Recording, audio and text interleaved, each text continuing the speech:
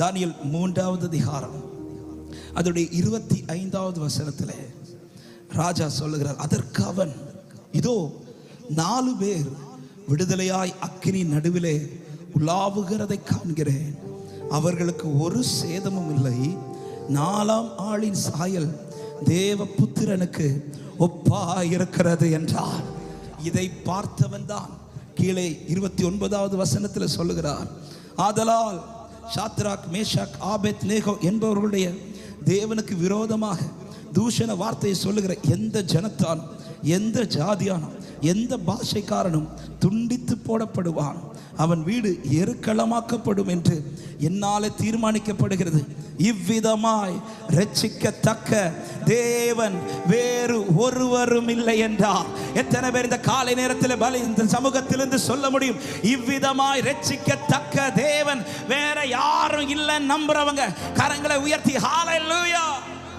நேற்றைக்கு இந்த வார்த்தைகளை தான் ஆண்டவர் இரவு நேரத்திலே ஆண்டவர் நினைப்பூட்டினார். ஆமென்.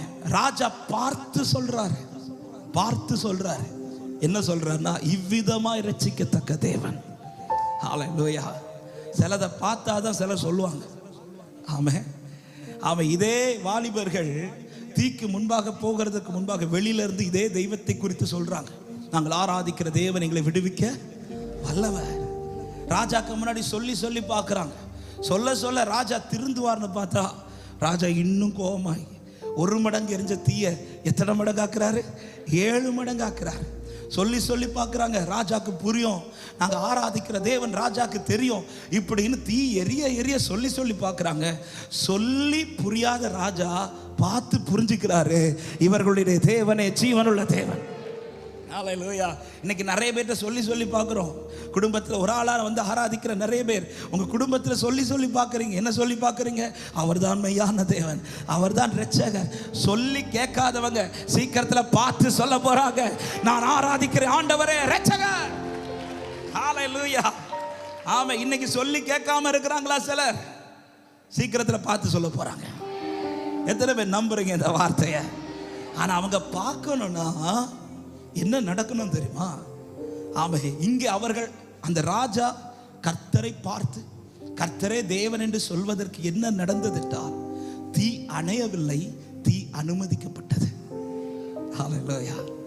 ஆமே. தீயை அணைக்க ஆண்டவரால் முடியுமா முடியாதா? ஆனா ஆண்டவர் அணைக்கல. தீயை அணைப்பார்னு நின்னாங்க, ஆனா தீயை அணைக்கல, தீயில அனுமதிக்கிறார். நாம நினைச்சுக்கிறோம், நாம என்ன நினைக்கிறோம்னா, ஆண்டவரே அவங்கள கொஞ்சம் தீயில போட்டா கொஞ்சம் புரிஞ்சுப்பாங்க ஆண்டவரே.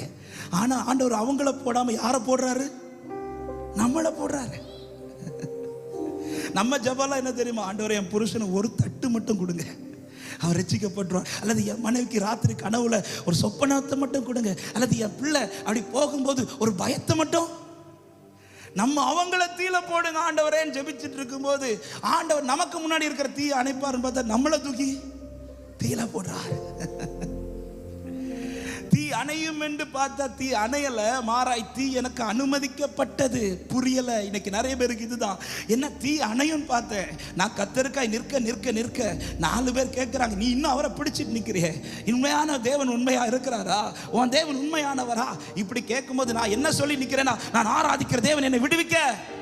இதை சொல்லும் போது நமக்குள்ள என்ன வருது தெரியுமா? தீ அணையும். தீ அணையல, மாறாய் அனுமதிக்கிறார். எதுக்கு அனுமதிச்சார் தெரியுமா? சொல்லி கேட்காதவன் பார்த்து சொல்ல போறா, நீ ஆராதிக்கிற ஆண்டவர் ஜீவன் உள்ளவர் என்பதை. எத்தனை பேர் இந்த காலை நேரத்தில் நம்புகிறீர்கள்? எனக்கு அனுமதிக்கப்பட்ட பாதையில் என்னை சுற்றி இருக்கிறவர்கள் அறிந்து கொள்ள போகிறார்கள், நான் ஆராதிக்கிற தேவன்